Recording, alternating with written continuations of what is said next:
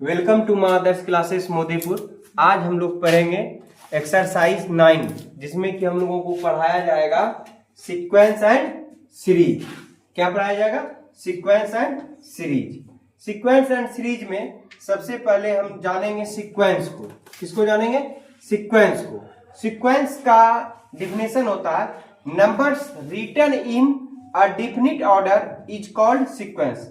यानी कि नंबर्स को रिटर्न करना, लिखना है एक डिफिनिट ऑर्डर में। एक डिफिनिट ऑर्डर में लिखने के तरीके को क्या कहलाएगा? वो सीक्वेंस कहलाएगा। सीक्वेंस को जैसे कि हम एग्जांपल के द्वारा समझते हैं, जैसे 1 है, 2 है, 3 है, 4 है, 5 है, 6 है। तो एक के बाद एक बढ़ रहा, फिर दूसरा टर्म में क्या बढ़ रहा? एक बढ़ रहा, फिर एक बढ़ रहा, फिर एक बढ़ रहा। इस प्रकार के टर्म को बढ़ने को हम क्या कहेंगे? सीक्वेंस कहेंगे। जैसे 2 के बाद 4 आ गया, 4 के बाद 6 आ गया। ये किस सीक्वेंस से बढ़ा? 2-2 के अंतराल से। 2 यहां बढ़ा, फिर 2 यहां बढ़ा, फिर यहां 2 बढ़ा, फिर यहां 2 बढ़ा। इसी प्रकार के इस ऐसे टर्म को क्या कहेंगे? सीक्वेंस। फिर यहां भी एक उदाहरण है, 5 है, 10 है, 15 है, 20 है, 25 है, 30 है। ऐसे बढ़ते बढ़ते ये क्या कहलाएगा? ये सीक्वेंस। जैसे और एक उदाहरण लिए हैं यहाँ पे एग्जाम्पल। तो ये देखिए, ये कैसा एग्जाम्पल है? ये एग्जाम्पल है 1, 7, 8, 13। जैसे कि देखिए 1, 7, 8, 13 है, तो 1 के बाद कितना बढ़ गया? 6 बढ़ गया।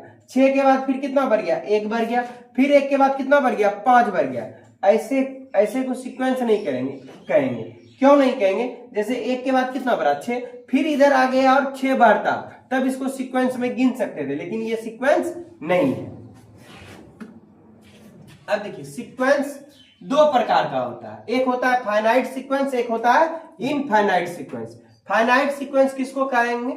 जिसमें फाइनाइट नंबर ऑफ टर्म्स हो। जिसमें कितना टर्म्स हो?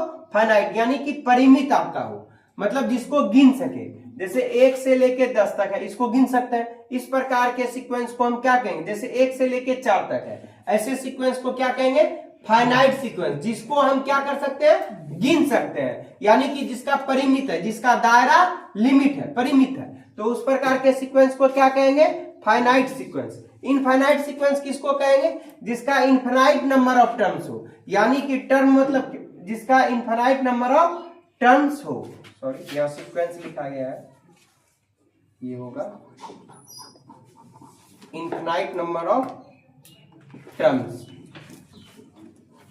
इनफाइनाइट नंबर ऑफ टर्म्स हो, जिसका इनफाइनाइट नंबर, जिसमें फाइनाइट नंबर ऑफ टर्म्स हो वो फाइनाइट सीक्वेंस, जिसमें इनफाइनाइट नंबर ऑफ टर्म्स हो उसको इनफाइनाइट सीक्वेंस। जैसे 1, 2, 3, 4 ये बढ़ते चला गया, कहां तक जाएगा पता है? इनफाइनाइट तक चलेगा। इस प्रकार के सीक्वेंस को क्या कहेंगे? Infinite sequence. जैसे 2, 4, 6, 8, 10, इसके बाद फिर बढ़ते चला गया। इस प्रकार के सीक्वेंस को क्या कहेंगे? Infinite sequence. सीक्वेंस पढ़ लिए। सीक्वेंस क्या होगा? एक डिफिनिट ऑर्डर में होगा, वो ऑर्डर को क्या कहेंगे? सीक्वेंस कहेंगे। सीक्वेंस 2 प्रकार के होते हैं, एक फाइनाइट, एक इनफाइनाइट। फाइनाइट में जिसमें कि आपका फाइनाइट नंबर ऑफ टर्म्स हो वो फाइनाइट सीक्वेंस, जिसमें इनफाइनाइट नंबर ऑफ टर्म्स हो वो उसको क्या कहेंगे? Infinite sequence. अब सीक्वेंस भी 3 प्रकार का होता है। ये तो देखिए फाइनाइट और इनफाइनाइट। अब इसके प्रकार देखेंगे। ये प्रकार, इसको हम बांटते हैं एपी। एपी आप लोग 10th में पढ़े होंगे, 10th में पढ़े होंगे एपी। अब हम लोग 11th में पढ़ेंगे एपी और जीपी, दोनों पढ़ेंगे। लेकिन एचपी हम पढ़ते हैं और इससे आगे, यानी कि ग्रेजुएशन में। तो अभी हम लोगों को हम लिखा दिए ये सीक्वेंस कितने प्रकार का होता है? 3 प्रकार का होता है, एपी, जीपी और एचपी। एपी का कहते हैं अर्थमेटिक प्रोग्रेशन। एपी को क्या कहते हैं? Arithmetic progression. जीपी को कहते हैं ज्योमेट्रिक प्रोग्रेशन और एचपी को कहते हैं हार्मोनिक प्रोग्रेशन। ठीक है, ये 3 कैटेगरी है, AP arithmetic progression, geometric progression और हार्मोनिक प्रोग्रेशन। एपी को पढ़ना है, तो एपी के लिए हम तो पढ़े हैं पहले ही, फिर से हम इसका डिफिनेशन दे रहे हैं। पिछले क्लास में आप लोग पढ़े होंगे। तो ये देखिए, if the difference between 2 consecutive terms is same, मतलब 2 आपका कंसिक्यूटिव टर्म, यानी कि साथ में एक साथ आने वाला दोनों टर्म का डिफरेंस क्या होगा? सेम होगा। एपी में क्या होगा? एक साथ आने वाला 2 टर्म क्या होगा? सेम होगा, उसका डिफरेंस क्या होगा, सेम होगा, वो क्या कहलाएगा, इज कॉल्ड एन एपी, वो क्या कहलाएगा, एपी कहलाएगा। यानी कि जो दो टर्म एक साथ आएगा उसका डिफरेंस क्या होगा, सेम होगा। जैसे कि एग्जांपल में आपको दिखाया जा रहा है, जैसे 2, 4, 6, 8, 10, 12, देखिए एक साथ आने वाला टर्म 2 और 4 का अंतर 2 होगा, 4 और 6 का अंतर 2 होगा, 6 और 8 का अंतर 2 होगा, 10 और 12 का अंतर 2 होगा। इसका मतलब यह किस में है, एपी में। जैसे 5, 10, 15, 20, 25, 30, तो 5 और 10 दो कंसेक्यूटिव टर्म, यानी कंसेक्यूटिव टर्म यानी कि दोनों साथ वाला। 5, 10 का अंतर 5, 10 और 15 का अंतर 5, 15, 20 का अंतर 5, 20, 25 का अंतर 5, 25 और 30 का अंतर 5। ये किस में है, एपी में है।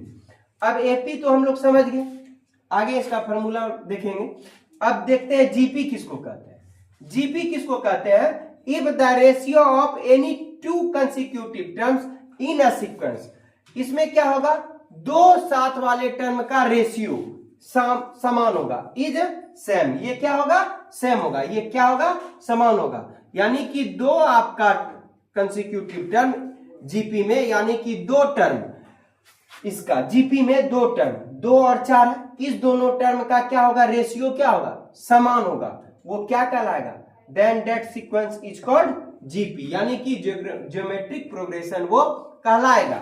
जैसे कि 2 है, 4 है, 8 है, 16 है, 32 है, 64 है, ये जीपी में है। जैसे दो टर्म, जैसे 2 और 4 को लेते हैं, 2 और 4 को लेते हैं, इसका मतलब 4 में 2 से भाग देंगे तो कितना आया, 2 आया, ठीक। यानी कि या नहीं तो बोल सकते हैं 2 अनुपात 1, ये भी बोल सकते हैं।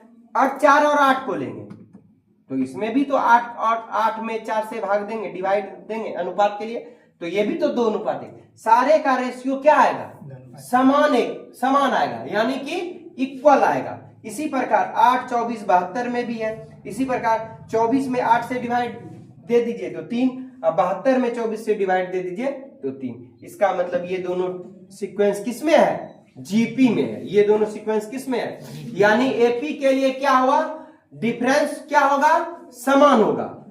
एपी में डिफरेंस समान होगा और जीपी में रेशियो समान होगा। दो टर्म के मतलब दो कंसेक्यूटिव टर्म, यानी दो साथ वाले टर्म।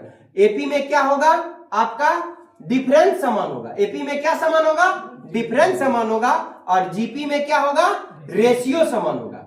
एपी में डिफरेंस समान होगा तो जीपी में क्या समान होगा, रेशियो समान होगा। एपी में डिफरेंस समान होगा और जीपी में रेशियो समान होगा। याद रहेगा, ठीक है। अब देखिए एचपी के लिए क्या बात है, if the reciprocal of the terms are in AP then it is called HP. यानी रेसिप्रोकल का मतलब होता है उल्टा, यानी कि क्या कहे हैं, if the reciprocal of the terms are in AP, यानी कि एपी के उल्टे टर्म को ही एचपी कहते हैं। एपी के उल्टे टर्म को ही क्या कहते हैं, एचपी कहते हैं। जैसे लिखे 1/4, 1/7, 1/10, ये किसमें लिखे हैं, एचपी में। पता नहीं चल रहा है एचपी में, इसको उल्टाते हैं। इसका अगर एपी का उल्टा एचपी है तो एचपी का उल्टा भी क्या होगा, एपी होगा। अगर एपी का उल्टा एचपी है तो एचपी का उल्टा भी क्या होगा, एपी होगा। तो 1 को उल्टाएंगे तो क्या होगा, 1 होगा। 1/4 को उल्टाएंगे तो क्या होगा, 4 होगा। 1/7 को उल्टाएंगे तो क्या होगा, 7 होगा। 1/10 को उल्टाएंगे तो क्या होगा, सारे टर्म का रेसिप्रोकल, यानी 1 के बाद 4। देखो इस दोनों का डिफरेंस कितना है, 3। एपी के लिए क्या होना चाहिए, डिफरेंस समान होना चाहिए।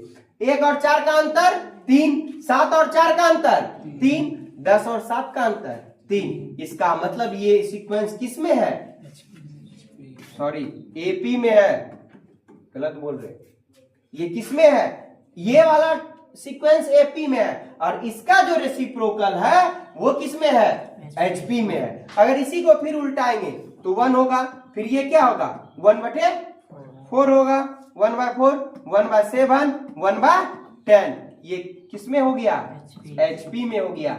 यानी कि एपी का टर्म को उल्टा देंगे तो वो HP में बन जाएगा, और HP के टर्म को उल्टा देंगे तो किसमें बन जाएगा, AP में बन जाएगा।